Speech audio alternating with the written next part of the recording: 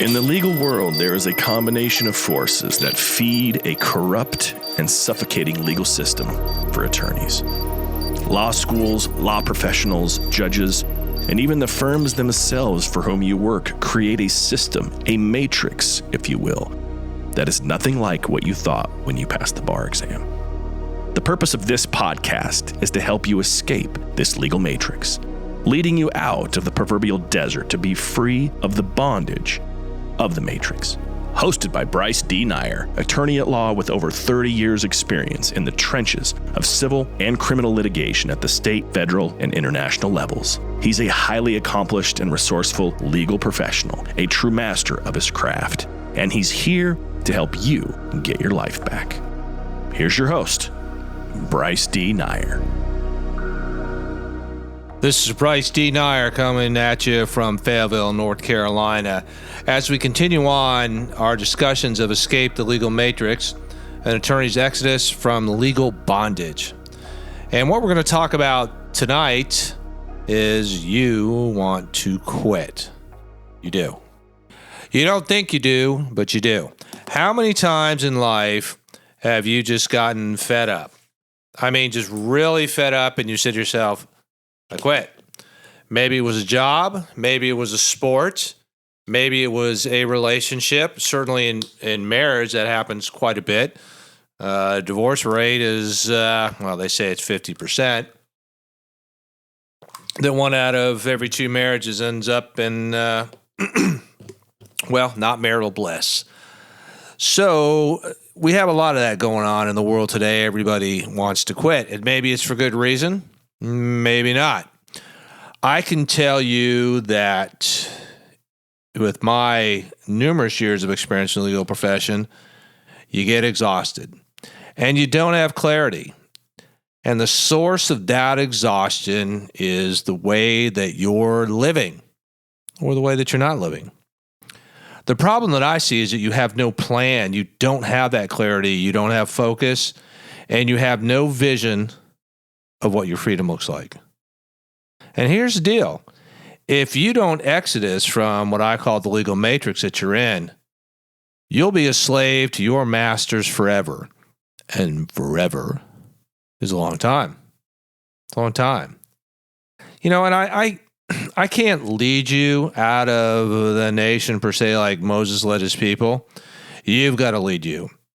And clearly I can assist you, give you the skill sets, the weapons. I can give you the knowledge. And I can give you some power, what needs to be done.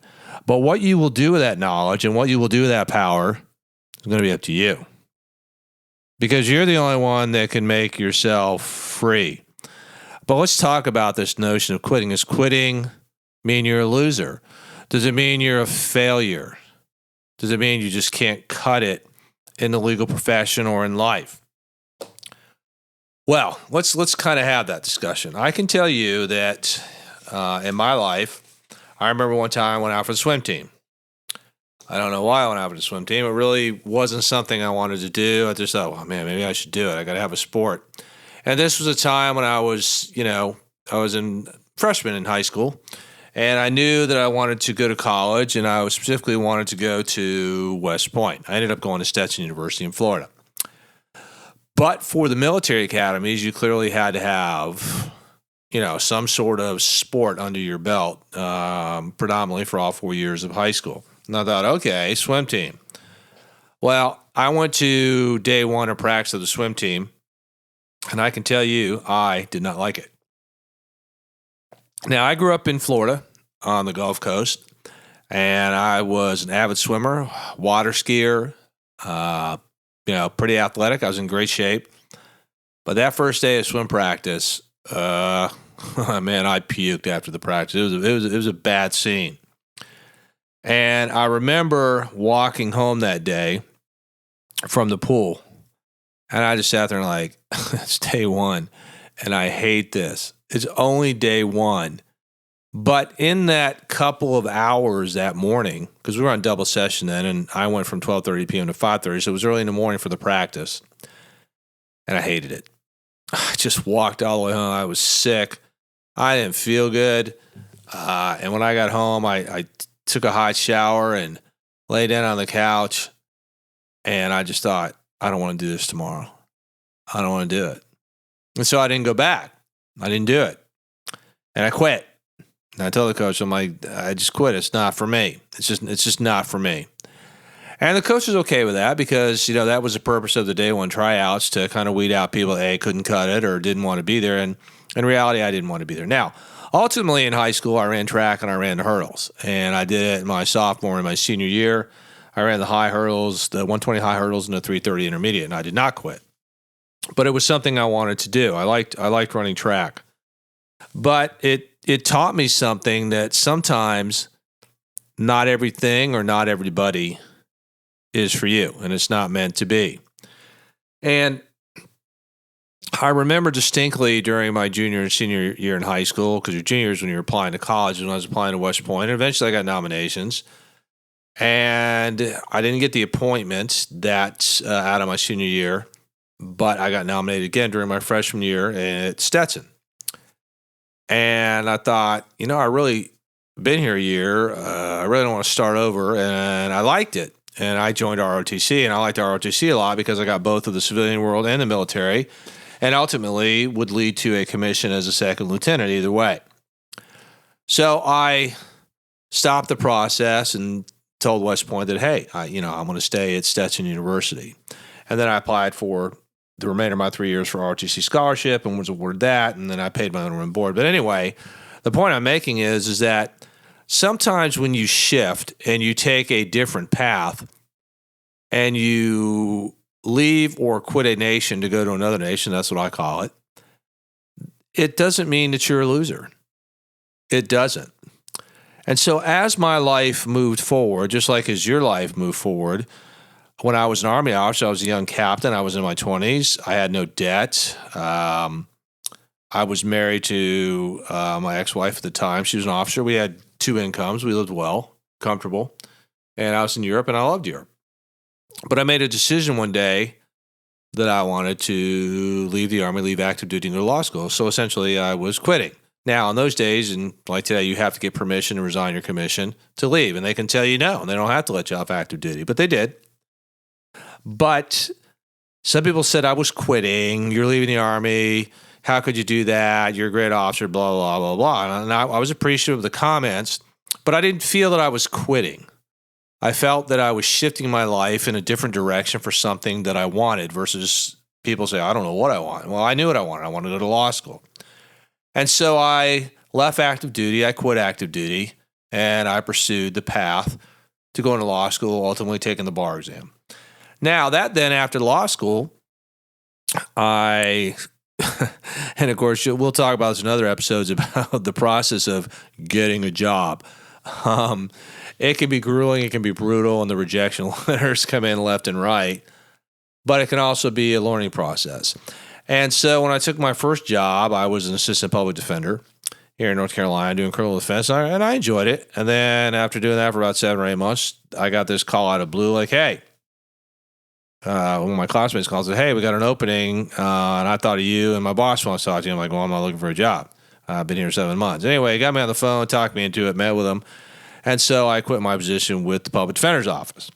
And people were like, you're quitting, you've only been here 7 months. And I'm like, well, yeah, I guess you could call it quitting, but I'm pursuing something else. And then that associate job lasted about 18 months. I decided I wanted to open up my own firm, and I had a law partner for 10 years. And so I gave notice. People would go, oh, you're quitting. You got it made here. And I'm like, well, I mean, yeah, it's a great firm. Prestigious boss. Yeah, no problem. But I wanted to do other things to pursue it. So sometimes when you quit, it doesn't mean, again, you're not a loser. You're not a failure. You're going to quit certain things. It's like you're going to quit smoking. You're going to quit drinking alcohol. You're going to quit being an abusive person. It means you're going to stop. And it's kind of almost tantamount to like when you repent. So repenting means you have a total change of heart, total change of mind. You do a complete 180, 360, and you go in a different direction where it's not one of self-destruction. It's one of redemption and salvation. So I want you to think of when you quit, it's your redemption. It's, in a sense, you're repenting. Yes, lawyers commit sins. They do. They do. Maybe your sin was going to law school. I don't know. But I want you, as we discuss this, to don't think that like if you're in a job you hate now as a lawyer and you just hate it and you want to quit. I had that thought many times, many days. Even when I owned my own firms, and I've owned 2 of them, there were many days I just wanted to walk away. I wanted to quit. I was just so fried, so burned out. I felt like a French fry. I did, man. I felt like I was Tony the Tiger's favorite flake. And I got to that state many days and many times, and it was because I was just burned out. I got tired of talking to people. I got tired of listening to their problems. I got tired of arguing with the attorneys. I got tired of arguing with the judges. I got tired of the insanity, the red tape, the bureaucracy. It's just a never-ending do this, do that, the state bar, the bar associations. Everybody wants a piece of you. And you just want to quit. You do. I mean, there are times even recently, within the last year, the last couple of months, I want to get in my truck, take my Labrador Retriever with me, and I wanted to drive to Pacific Ocean. I just wanted to quit. I wanted to quit life. I wanted to quit everything. I was like, don't call me, don't bother me. I want to take my cell phone. I want to smash it into a billion pieces and just trash it where nobody could contact me. I wanted to quit life. And you'll get to that point if you're not careful in the legal profession. The legal matrix will eat you alive. It will if you let it. It'll sink its tentacles so deep inside you that you'll be the walking dead. You will. You'll walk around, you'll have that 1,000-yard stare like a deer in the headlights, and you'll not be in control of your life. And then you forget that you want to quit because you become like a drug addict on this insanity. So I want you to think if you're at that point in your life, if you're at this crossroads, there's nothing wrong with that. You should always be looking to rise as a king or a queen. You should be looking to expand your life, to do this thing called the impossible game, where you set high expectations of the person you want to be. And you ask yourself, who do I have to be? What type of person do I have to be this or that? And you may have to quit your nation, so to speak, your law firm, whatever job you have, and just move forward, part that Red Sea of adversity, and forget about the Pharaoh's army coming to chase you down because they're all going to drown anyway. Okay? And you move forward through that parted sea to your new nation because it's the promised land. So again, don't think that quit is a dirty 4-letter word. It's not. It's not at all. That 4-letter word found in Webster's of quit does not have your picture saying L for loser. It means you have the courage, you have the guts, you have the gravitas, okay, to seize the day, to seize the night, to be something more than you are right now today. And predominantly what that being more is freedom. Freedom. Freedom from the legal matrix. Freedom to live your life, to lay down the terms, to command your ship as a captain of your life that you should be. I quit feeling guilty about it a long time ago. I look back on my life, and and it's okay to look back. You don't want to live in the past because the past is gone. But the past can teach you things for the present and for the future. And sometimes you'll have those battle scars of the past that will remind you, don't do this, don't do that, or that you made the right choice to quit that nation, the nation of insanity, the nation of being fatigued, the nation of no clarity, the nation of no focus, the nation of misery. Because if that's where you are right now, and frankly, that's where a lot of lawyers are. And how do I know this? I know this because I've been doing this for decades. I've talked to so many lawyers. I've read so many studies. I've seen people on social media that are lawyers talking about where they are, that they wish they'd never gone to law school, that now a lot of them are doing something totally different, using their skill sets they learned in a totally different profession or endeavor, and gaining the freedom that they seek. But you're not going to do that until you get truthful with you. You can sit there and lie to all your friends and pretend that you're happy and everything's kosher and you just got that bonus or you're on a partnership track and blah, blah, blah, blah, blah, blah, blah. And then you're going to go home at night and you know what? You can try and lie to yourself, but it's not going to work because you're still going to wake up at 2 a.m. Your heart's going to flutter. Your head's going to pound.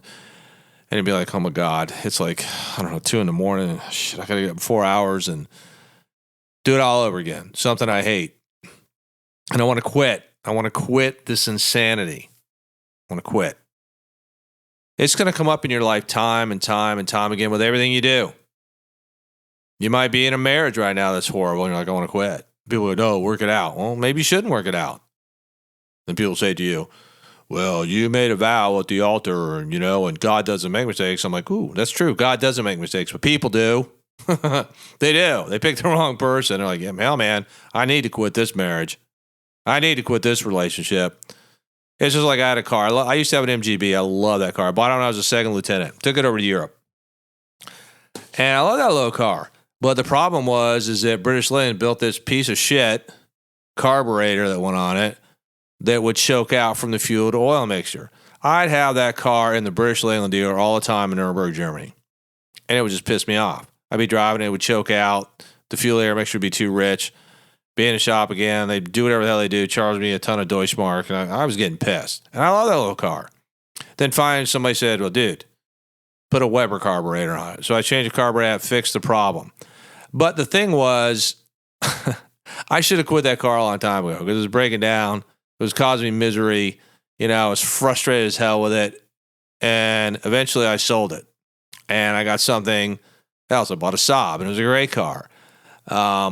But I love putting the top down. But see, you can have a love affair with somebody or something in life, okay? And you need to quit it because it's not healthy for you. It's toxic to you. And when you're in the legal matrix, it just infects you. It can be so toxic in your life, in your personal and professional life. And you need to quit. It's like people who smoke, quit. People who drink too much, stop it, quit. People doing things you're not supposed to do, quit, stop before you go over the cliff like a lemming and drown in the ocean. So I've learned a lot of lessons in my life.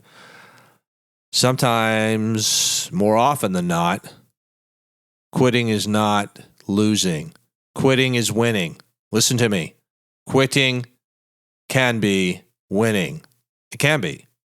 Because you're quitting something that you shouldn't be doing. You're quitting something you're not meant to be.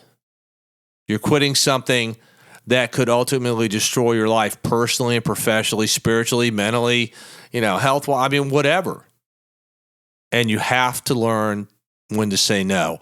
You have to learn when to draw the line. You have to learn when it's time to just quit. We all want to do things in life. We all want to be this great attorney, win these big cases, be in the headlines, make tons of cash, whatever it is, whatever your reason is that you went to law school to be a lawyer. But then you find out as you're part of this legal matrix, it's not as sexy as I thought it would be. And if you stay in it long enough without breaking free, then what happens is life quits you. It does. Life just quits you. It leaves you high and dry. And you're left holding the bag. The bag of what? The bag of misery. The bag of fatigue. The bag of lack of focus. The bag of lack of clarity. You don't have any game. You don't have any impossible game. You don't even know what a game is. Because you're in the matrix. Legal matrix. So when you think about your life today, tonight, tomorrow, and especially if you're in the legal profession, no matter what it is, whether you're a lawyer, a paralegal, whatever you do, maybe you need to take that look in the mirror and say, do I need to quit what I'm doing? Do I need to quit? Some people don't know when to quit. They keep going and keep going and keep going, and their actions don't give them any future. They don't do anything. They're just like the hamster on the wheel, running and running and running and running and never getting anywhere. Never. And somebody throws them a few hamster pellets and they're happy. And that's what's happening to you. You see, you're a hamster. You're a rat in the rat race, and guess what? The rats are winning. The rats, they're waiting. You don't have to be part of the rat race. You can quit the rat race. You can take your life back. You can be free. It's not easy. It's hard. It's a difficult thing. It's a very difficult thing to break free of the legal matrix. I know. I do know. Because I'm doing it. It's painful, man. It wants to just keep pulling you in. It does. But you got to keep moving forward. And you have to know when to quit. Don't let people tell you, you're a quitter, you're a loser, blah, blah, blah. Don't listen to that. That's bullshit. It's your life. Are they paying your bills? Are they running your errands? Are they taking on your burdens? Are they forgiving you of your sins? Are they? Are they promising you a life of redemption and repentance and salvation? No. They're just a bunch of big mouths. Okay? And maybe they don't want you to rise. Maybe they're stuck and they want you to be, the saying misery loves company. Well, see, they want to quit too, but they're afraid. And you're afraid too. But you reach that crossroads now. You're thinking about it and you know what you have to do. I know what I have to do. I had to quit the legal matrix. I had to get out. I had to shift my life in different directions. And I made excuses for so long. For so long. Too long. And how do you know when it's too long? You'll know. Because you'll look in that mirror and those dark, baggy eyes of yours, okay? The bloodshot ones. You look like a raccoon. Your hair's all tousled. You just don't have any motivation to do anything. And you just stare at yourself and you're like, I don't even know who the hell I am anymore. I don't even recognize that guy or girl. I just don't. I used to be this happy-go-lucky person with a future and blah, blah, blah. And now I feel like a zombie, the Walking Dead.